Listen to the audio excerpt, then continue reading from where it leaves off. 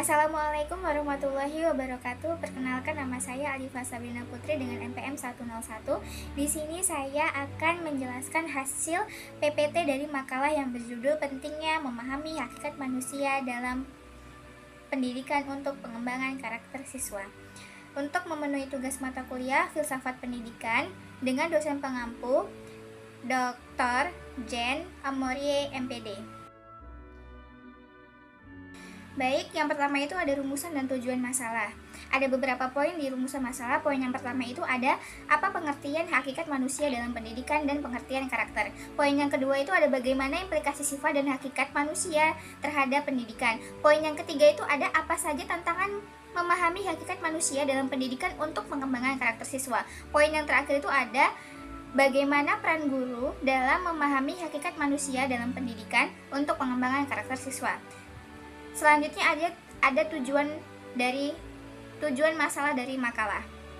Ada beberapa poin juga. Poin yang pertama itu untuk mengetahui pengertian hakikat manusia dalam pendidikan dan pengertian karakter.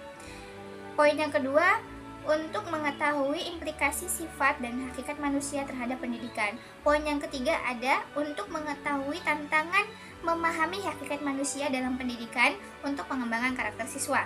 Poin yang terakhir itu untuk mengetahui peran guru dalam memahami hakikat manusia dalam pendidikan untuk pengembangan karakter siswa. Selanjutnya itu ada pembahasan materi dari makalah. Ada beberapa poin. Poin yang pertama itu pengertian hakikat manusia dalam pendidikan dan pengertian karakter. Ada beberapa poin juga dalam pengertian dan hakikat manusia dalam pendidikan dan pengertian karakter.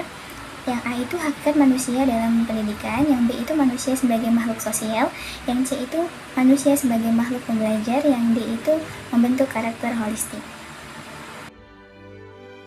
Yang selanjutnya itu ada implikasi sifat dan hakikat manusia terhadap pendidikan. Ada beberapa poin juga.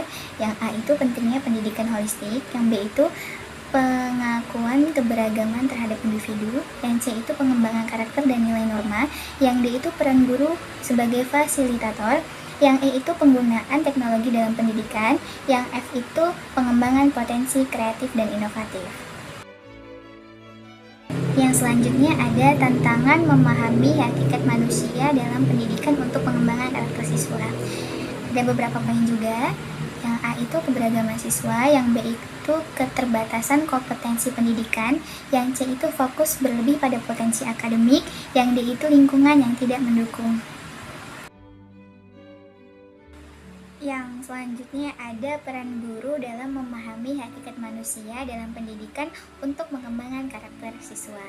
Ada beberapa poin juga. Yang A itu sebagai fasilitator pembelajaran, yang B itu sebagai teladan atau role model, yang C itu sebagai pengembang potensi, yang D itu sebagai penyedia penilaian yang holistik. Baik, yang terakhir itu ada kesimpulan. Makalah ini menekankan pentingnya pendidikan dalam memahami hakikat manusia yang mencakup aspek fisik, emosional, intelektual, sosial, dan spiritual.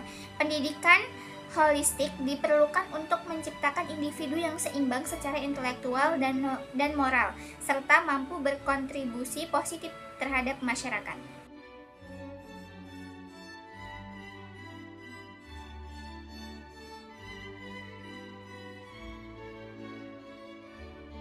Baik, sekian dari penjelasan saya.